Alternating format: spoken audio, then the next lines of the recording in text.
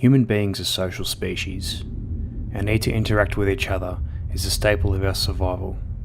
And as we've evolved, our social behaviour has led to the formation of social groups and cooperative societies for a sense of belonging and a way to mingle and to get to know like-minded people who may share a passion, be it a simple hobby, lifestyle, or academic mission, which may not be common or understood in the world around us.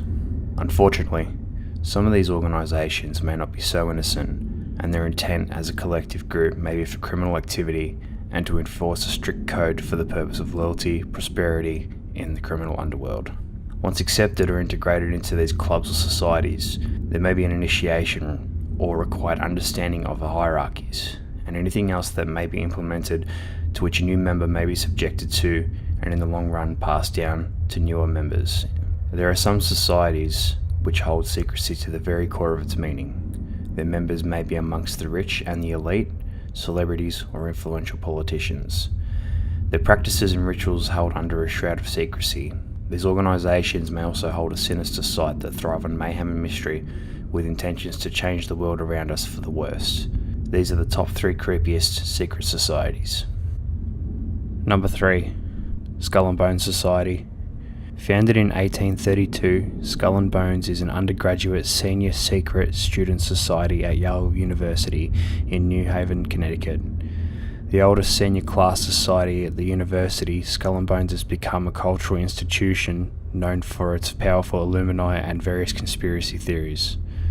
The society is known informally as Bones, and members are known as Bonesmen. The Skull and Bones Hall is otherwise known as the Tomb.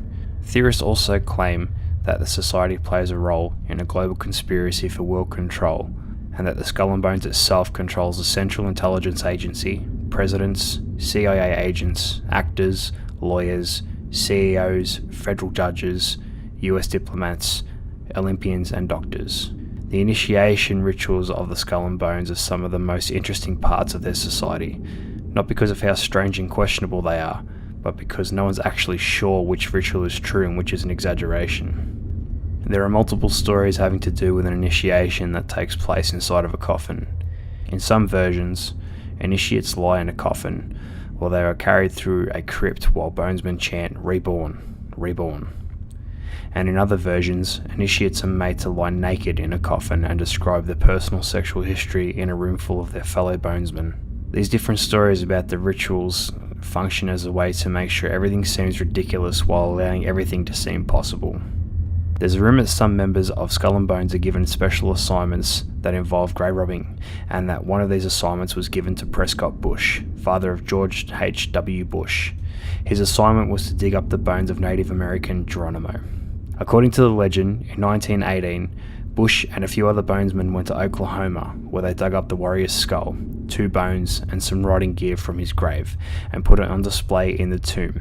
On February 17, 2009, descendants of Geronimo filed a federal lawsuit against Skull and Bones in order to get them to return the warrior's bones so that he can finally rest in peace. Geronimo's great-grandson, Harlan Geronimo, said, "I believe strongly from my heart that his spirit was never released." Over the years, various break-ins into the tomb occurred. Those able to get in described rooms outfitted with black and red velvet, pentagrams on the walls, and photos of an alternate society in Germany. There is also a disturbing account that on the west wall, hung among other pictures, an old engraving representing an open burial vault in which on a stone slab rest 4 human skulls. Grouped about a fool's cap and bells, an open book, several mathematical instruments and beggar's script, and a royal crown. Number 2. The Bilderberg Group.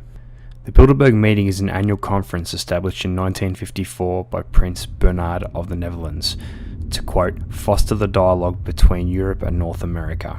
Participants are European and Northern American political leaders, experts from industry, finance, academia, and the media. The group's original goal for promoting Atlanticism of strengthening US-European relations and preventing another world war has grown. Bilderberg Group's theme is to bolster a consensus around free market, Western capitalism, and its interests around the globe. Because of its working methods to ensure strict privacy, the Bilderberg Group has been criticised for its lack of transparency and accountability. The undisclosed nature of proceedings gives rise to several conspiracy theories, most notably the place where the New World Order does its business. Like Bohemian Grove, the Trilateral Commission, and Area 51, Bilderberg attracts the paranoia of conspiracy theorists, who claim that a varied collection of people spend time talking about how to enslave us with the endgame of conspiring to impose a world government and a planned economy. There are plenty of websites with colourful hot links making connections between Bilderberg and the Illuminati, the Freemasons and the death of Princess Diana, as well as the tragedy of September 11th. What do you think? Number 1. The Illuminati. Dating back to the mid-1700s, founded by a Bavarian professor at the University of Ingolstadt named Johann Adam Weishaupt. Weishaupt was a law professor, followed by an even higher honour of Professor of Natural and Canon Law. Unfortunately, he butted heads with the Jesuit priests of the university. Weishaupt's worldviews were more cosmopolitan and liberal than the bucolic dogmatic views of the priesthood. In response, he created the Illuminati, a secret society promoting enlightenment as well as moral progress. The priesthood, a significant political power in those days, revoked his academic credentials and had him banished from the country.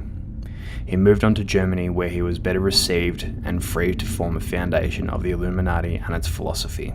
It is pretty commonly known that the founding fathers were members of the Freemasons, such as George Washington, Benjamin Franklin, and John Hancock.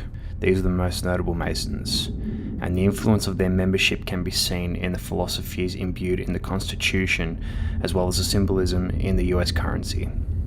The use of the symbolism of an all-seeing eye above a pyramid on the dollar bill is said to have come from Weishaupt.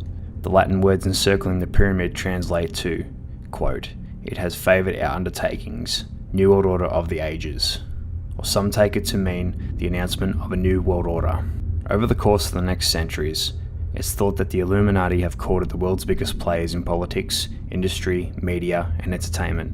It is said that the list of members are everyone from Jay-Z, George W. Bush, to Tom Brady, to Lady Gaga. Most people base these theories on the use of symbolism that is used, which ties closely to the symbolism used by the Illuminati, and a simple search on YouTube shows hundreds of hours based on these celebrities and their involvement. It is also said that those who have chosen to speak out about the Illuminati meet a terrible fate, most notably Michael Jackson, Tupac, and JFK. What are your thoughts on this?